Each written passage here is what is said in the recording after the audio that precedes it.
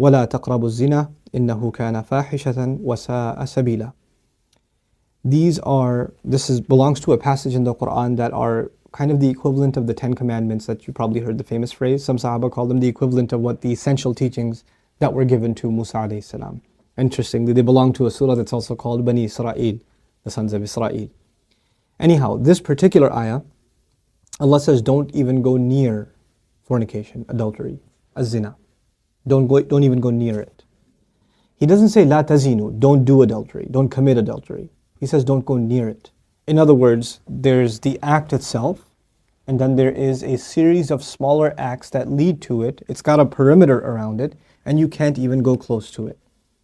One has to understand the language of the Quran and the sensitivity in which it deals with this subject to appreciate the wisdom of Allah Azza wa Jal and how He's counseling us in dealing with this problem. Allah Azza wa Jal is telling us there are certain things that in and of themselves are not haram. You're not going to be able to pinpoint it and say it is wrong. But when you get involved in it, you're going to get sucked into a gravitational field, and it'll pull you in slowly and surely, little by little by little, and eventually it'll get you. Eventually it'll come at you. You know, one of the things we learn about shaitan that is remarkable to me is that he's extremely patient. He won't get you one shot. He'll come at you and he will put a little bit and a little bit and a little bit and a little bit until he destroys your character. He won't come and make you do the wrong thing right away. You know, even in the story of Adam alayhi salam and Hawa, inshallah one day we'll do that story and some of the wisdoms from that story in the Quran. The way he approached them in Surah Al-A'raf is really interesting. He was relentless. It wasn't just one time. Like we assumed that he just came and said, hey, tree, doesn't it look good? And he was gone. No. He was extremely relentless. And he kept at it and he kept at it and he kept at it and he built this idea in them until they would think it's their idea. You know? And when people start listening to shaitan, this is the same surah Allah Azza wa Jalla says, Inna ibadi laysa laka alayhim sultan. My slaves, you're not going to have any authority over them. In other words, people who really submit to Allah, He will not have authority over them. But others, الشَّيْطَانُ يَعِدُكُمُ الْفَقْرَ وَيَأْمُرُكُمْ بِالْفَحْشَاءِ Surah Al-Baqarah. He will command you to do shamelessness. In other words, when you listen to him a little bit, you've granted him a little bit of power. When you listen to him a little more, you've granted him a little more power. And if you keep on listening to him, he gets to the point where he can command you.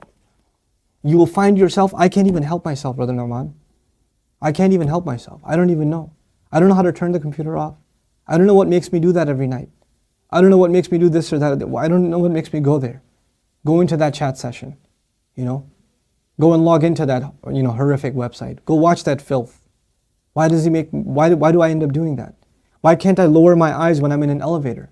When I'm walking down the street? I can't even help myself. I don't know what to do. That's when you know shaitan's got a pretty good hold on you. He's got a pretty solid hold on you. And you've been sucked into a really, a vicious cycle. It's just getting worse and worse and worse and worse and worse. And you're not addressing it, and it's making the problem worse.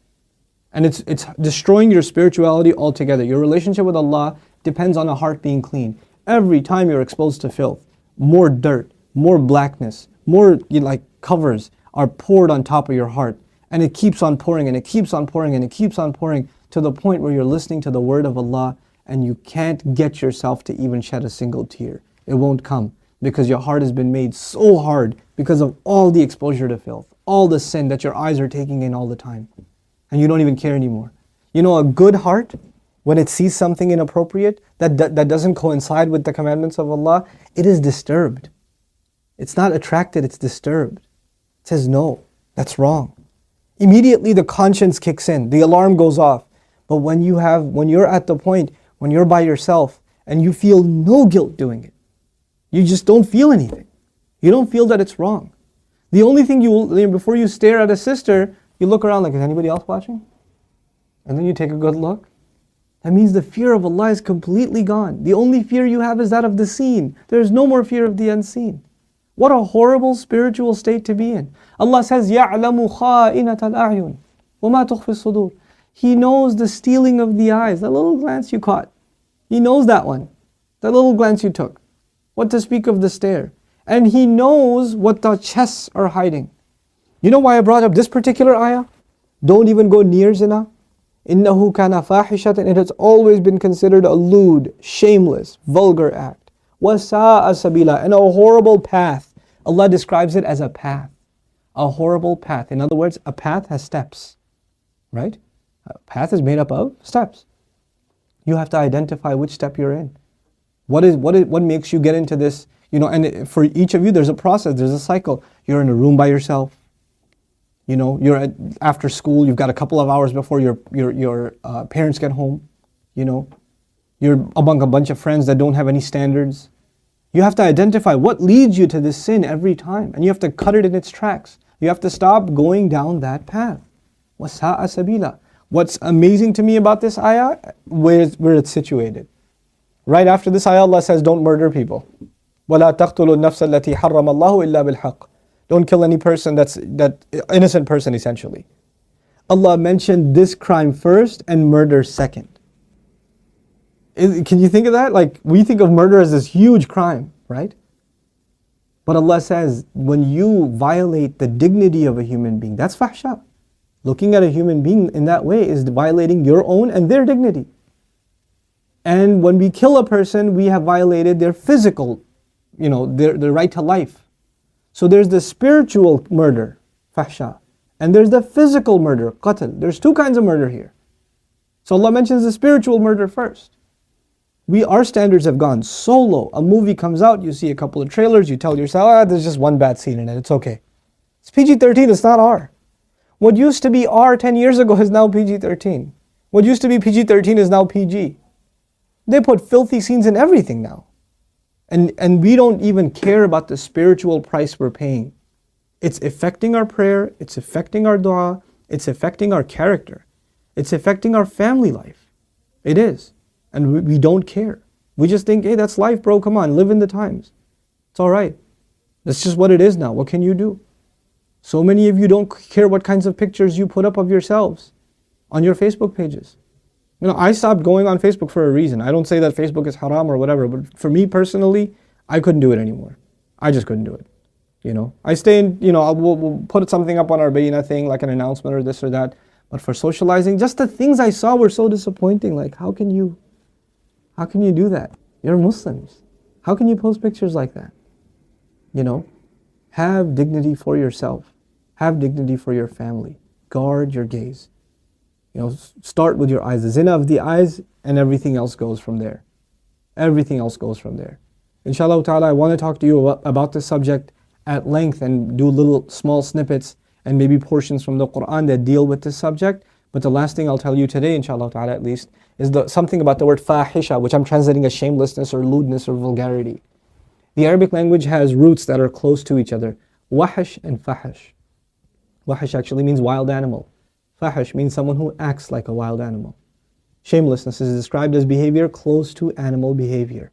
Allah has dignified us as human beings. The punishment of Adam alayhi salam was his clothes were removed. Our mothers and our fathers' clothes were removed. That was a punishment from Allah. And immediately they recognized that they need to cover themselves. They didn't learn to cover themselves from a society. It wasn't society that taught them to be shameless. Nowadays your anthropology professor will tell you, it's society that makes us dress in clothes. It's a sociological thing. We learn to dress and cover ourselves over history. But naturally we're just supposed to be the way we are, like all other animals. Adam alayhi salam didn't learn anything from any society. He was given a consciousness, and the moment his clothes were removed, he's trying to cover himself. Our mother's trying to cover herself. We are supposed to be a people that guard ourselves with covering, and we dignify others by not looking at them. Even if they don't have dignity for themselves, we should have dignity for them and not look. Because they are in the end a creation of Allah. Even if they're a disappointing creation of Allah, they are a creation of Allah. And we have more respect for ourselves and for humanity in general, to not look at it as animals look at other animals. May Allah Azza wa Jal make us spiritually healthy and alleviate us from this growing and ever increasing spiritual problem, and that is of not being able to lower our eyes. And may Allah not allow us to be in company and in situations and involved in activities that lead us more and more towards this horrible, horrible path. May Allah Azza wa Jal clean our way or ease our way to a purer and healthier spiritual life. Barakallahu li wa lakum. Wassalamu alaikum.